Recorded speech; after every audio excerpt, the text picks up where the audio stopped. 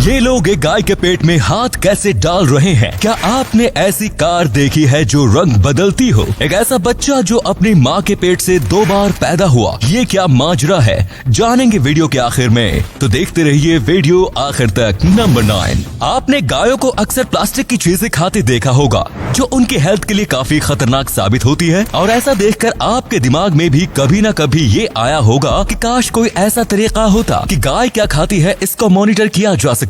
तो आगे की इन्फॉर्मेशन आपके लिए ही है। मिलिए कैनुलेटेड गायों से। इस तरीके की गायों के पेट में आपको एक होल देखने को मिलेगा। इस होल को गायों के खाने को मॉनिटर करने के लिए बनाया जाता है ताकि उनके खाने की पौष्टिकता की जांच की जा सके। साथ ही अगर कोई गाय कुछ उल्टा सीधा खा लेती है तो उसे इस होल से बाहर निकाला जा सकता है। ऐसे में गाय स्वस्थ तो रहती है, साथ ही दूध भी काफी अच्छी क्वालिटी का देती है। नंबर 8, कई बार ऐसा होता है कि आप कोई कार खरीदने गए और आपको उस कार के 2 कलर पसंद आ गए और अब आप डिसाइड नहीं कर पा रहे कि दोनों में से कौन सी कार ली जाए और दोनों कार लेने का आपका बजट नहीं है। अब ये तो हुई एक इमेजिन की हुई सिचुएशन। अब बताते हैं आपको इस सिचुएशन का सोल्यूशन। इस सिचुएशन में आपकी मदद कर सकता है थर्मोक्रोमिक पेंट। इस पेंट को कार पर कर देने के बाद कार हीट के कांटेक्ट में आते ही रंग बदल देगी। इस वीडियो में आप इस कार को ग्रीन से पर्पल होते देख सकते हैं, मतलब एक ही कार पर कलर कर दो। नंबर 7, भारत में कई शानदार प्लेयर्स ने जन्म लिया, जिनमें से एक थे मिल्खा सिंह, जिन्हें हम भारत के फ्लाइंग सिख भी कहते हैं। पर आज हम आपको मिल्खा सिंह नहीं बल्कि उन्हें मात देने वाले माखन सिंह के बारे में बताने वाले हैं, जो अगर एक्सीडेंट का शिकार नहीं हुए होते तो हम सब मिल्खा सिंह का शायद नाम भी नहीं जानते। कोलकाता के माखन सिंह ने 1962 में हुए नेशनल गेम्स में मिल्खा सिंह को 400 मीटर रेस में हराया। मिल्खा सिंह को हराने के अलावा 1964 में वे टोक्यो ओलंपिक्स में इंडियंस मेंस 4x400 मीटर रिले और 4x400 मीटर रिले टीम्स का हिस्सा रहे। पर उन्होंने एक्सीडेंट के दौरान एक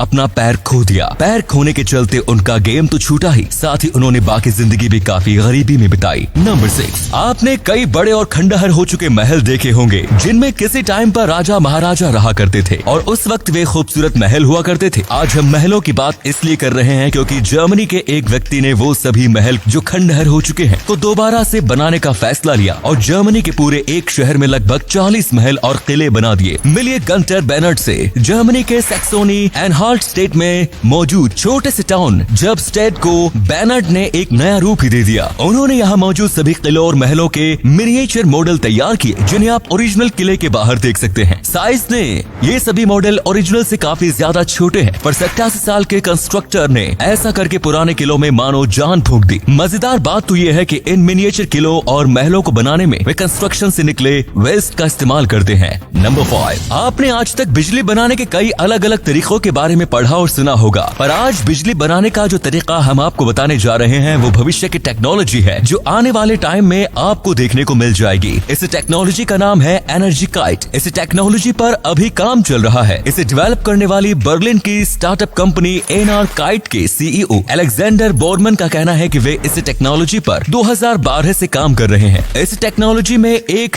पतंग नुमा ऑब्जेक्ट की बिजली के तार से जोड़कर हवा में छोड़ा जाएगा, जो हवा के बहाव के हिसाब से उड़ेगी और उसकी उड़ान बिजली पैदा करने में मदद करेगी। ये पतंग फिलहाल मौजूद विंड टर्बाइन से भी कई गुना ज्यादा बिजली बनाएगी और जमीन पर जगह भी नहीं घेरेगी। नंबर 4, पबजी ने भारत में काफी अच्छा बिजनेस किया, यह आप सभी जानते हैं, और इसकी कमाई का ज्यादातर हिस्सा यंगस्टर्स से आ रहा है। इसका असर माता पिता की पॉकेट पर तो हो ही रहा था, साथ ही पबजी खेलने वाले बच्चे अपनी पढ़ाई पर भी ध्यान नहीं दे पा रहे थे और इसी के चलते इसे भारत में बैन कर दिया गया। पर बैन किए जाने से पहले पंजाब के एक लड़के में पबजी खेलने के लिए अपने पिता के अकाउंट से 16 लाख रुपए उड़ा दिए और जब पिता ने पूछा तो उसने ऑनलाइन क्लासेस का हवाला दे दिया। पबजी बैन होते ही भाई साहब के ऑनलाइन क्लासेस का सच पापा के सामने आया। अब क्या था, बाप तो बाप था, उन्होंने उसे स्कूटर रिपेयर करने वाली दुकान पर लगा दिया ताकि वो पैसे की कीमत समझ सके। नंबर 3, धरती इकलौता ऐसा ग्रह है जहाँ लाइफ मौजूद है, पर क्या कभी आपने सोचा है कि ऐसा क्यों है? क्यों किसी और ग्रह पर लाइफ मौजूद नहीं है? चलिए आज आपको इसके बारे में एक मजेदार फैक्ट बताते हैं। धरती पर लाइफ होने में सबसे बड़ा हाथ है सोलर सिस्टम के सबसे बड़े ग्रह का, यानी जुपिटर का। जुपिटर का मैग्नेटिक फील्ड काफी स्ट्रॉन्ग होता है, जिसके चलते ये कई बड़े कॉम्प्स को अपनी तरफ खींच लेता है। कुछ ऐसे ही कॉम्प्स होते हैं जो धरती पर पहुंच पाते हैं, पर ये इतने छोटे होते हैं कि इनसे धरती को कोई नुकसान नहीं पहुंचता। चलिए अब कुछ देर के लिए बृहस्पति को सोलर सिस्टम से हटाते हैं। बिना जुपिटर के ज्यादा बड़े कॉम्प जो सोलर सिस्टम में आते हैं वे सभी धरती के मैग्नेटिक फील्ड में एंटर करते हैं और धरती से टकराते हैं, और ऐसे में धरती पर मौजूद जीवन खत्म हो जाता है। इसीलिए धरती पर जीवन होने का एक बड़ा श्रेय जाता है ग्रह बृहस्पति को। इस वीडियो में आप जुपिटर को धरती की सुरक्षा करते देख सकते हैं।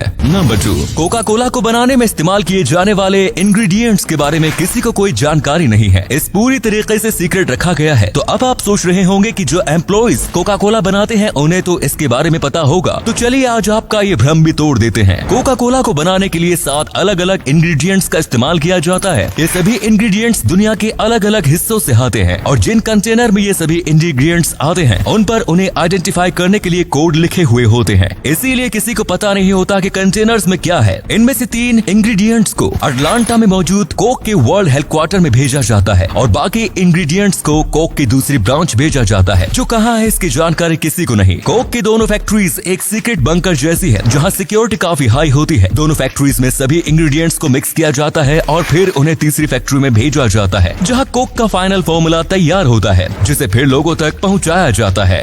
नंबर 1, जब एक बच्चा पैदा होता है तो उसके माता पिता उसे पहली बार देखते हैं। पैदा होने से पहले बच्चों को सिर्फ एक्सरे द्वारा ही देखा जा सकता है, पर एक ऐसी बच्ची भी है जिसे उसके माता पिता ने पैदा होने से पहले ही देख लिया था, क्योंकि उसने 2 बार जन्म लिया था। शौक गए ना। बात है नाइजीरिया की। एक महिला अपना एक्सरे करवाने गई। उस वक्त उसके पेट में 23 महीने की बच्ची थी। डॉक्टरों ने बताया कि बच्ची को ट्यूमर है जिसे ऑपरेशन करके निकाला जा सकता है। जिसके बाद डॉक्टर ओलुयिंका ओलुटोयो और डॉक्टर डैरेल केस ने बच्ची को उसकी माँ के पेट से निकाला और ऑपरेशन करके उसका ट्यूमर हटाया। उसके बाद बच्ची को वापस उसकी माँ के पेट में रख दिया गया। ऑपरेशन के 36 हफ्ते बाद उस बच्ची ने नेचुरल डिलीवरी द्वारा दोबारा जन्म लिया और फिलहाल वो बिल्कुल स्वस्थ है।